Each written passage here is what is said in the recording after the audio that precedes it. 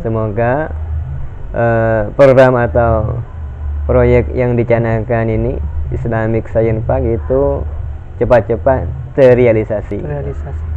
Apalagi yang saya harapkan sebelum Bu Hovifah ke periode selanjutnya itu sudah minimal sudah ada progres yang terlihat. Ya, secara fisik.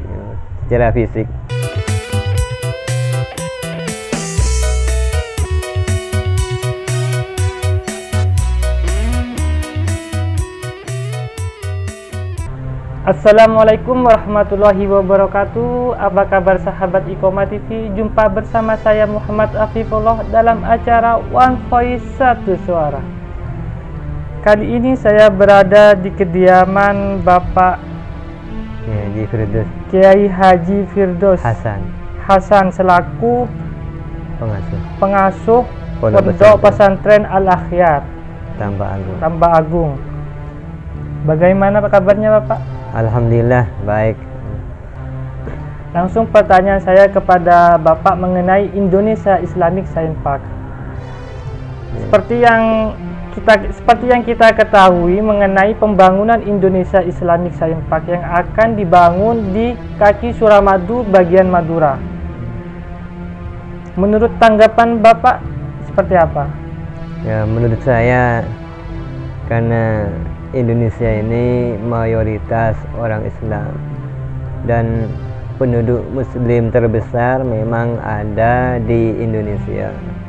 Sudah sangat wajar, bahkan sangat dibutuhkan kalau ada semacam Islamic Science Park. Apalagi Jawa Timur ini secara historis memang akar kebudayaan Islam memang muncul dari, bisa dikatakan muncul dari Jawa Timur khususnya, tanpa menafikan dari daerah-daerah yang lain. Cuman kalau kita telusuri akar sejarah mulai dari era terakhir di masa kerajaan Majapahit, itu lahir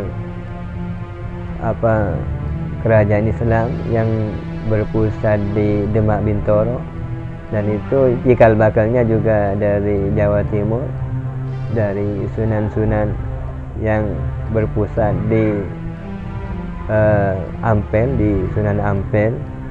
Jadi ketika Islamic Science Park ini ada di Jawa Timur, itu sudah sangat pantas sekali dan memang sangat diharapkan untuk menjadi kebanggaan sekaligus untuk menjadi barometer perkembangan Islam yang ada di Indonesia. Baik Pak, terkait pidato Bu Hovifah bahwasanya beliau ingin membangun Indonesia Islamic Science Park. Nah, dari pidato Bu Hovifah tidak hanya satu kali beliau berpidato ingin membangun ISP ini. Beliau pernah berpidato di acara Harlah NU Bangkalan, Pondok Syekhona Khalil di Bangkalan. Namun sampai saat ini tidak ada bukti-bukti yang konkret mengenai pembangunan ini. Nah, dari hal tersebut apakah ini bisa dinamakan kebohongan publik? Ya, menurut saya kembali ke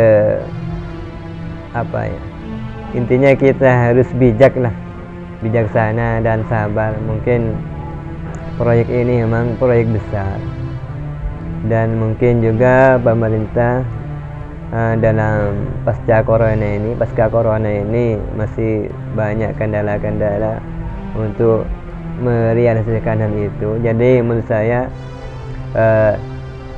kita harus bersabar. Namun di samping itu juga kita harus bekerja sama. Bagaimana ya semua stakeholder yang ada, semua komponen masyarakat yang ada, baik yang sebenarnya di Jawa Timur, baik yang di Jawa atau yang di Madura, khususnya yang di Madura, itu bahu-membahu dalam mendukung program ini, karena memang ini bukan proyek yang kecil, ini proyek bisa dikatakan agak mega proyek gitu, proyek besar. Jadi menurut saya kita harus bersabar, toh masih banyak PR kita sebagai masyarakat Indonesia, sebagai tokoh-tokoh masyarakat, masih banyak PR yang lain yang harus kita benahi. Dan mungkin ya tidak lupa kita sama-sama berdoa semoga program atau proyek yang dicanangkan ini Islamic Science Park itu cepat-cepat terrealisasi. Apalagi yang saya harapkan sebelum Bu Hifah ke periode selanjutnya itu sudah minimal sudah ada progres yang terlihat. Ya, secara fisik ya mungkin begitu. Baik Pak. Terkait dengan stakeholder, menurut Bapak, akankah para stakeholder ini bisa membangun Indonesia Islamic Science Park ini sendiri tanpa ada kaitan dengan Bu Khofifah? Menurut saya tidak bisa ya, karena sekali lagi ini bukan proyek kecil, ini proyek besar, dan juga kita harus harus bahu-membahu dan kerjasama lah.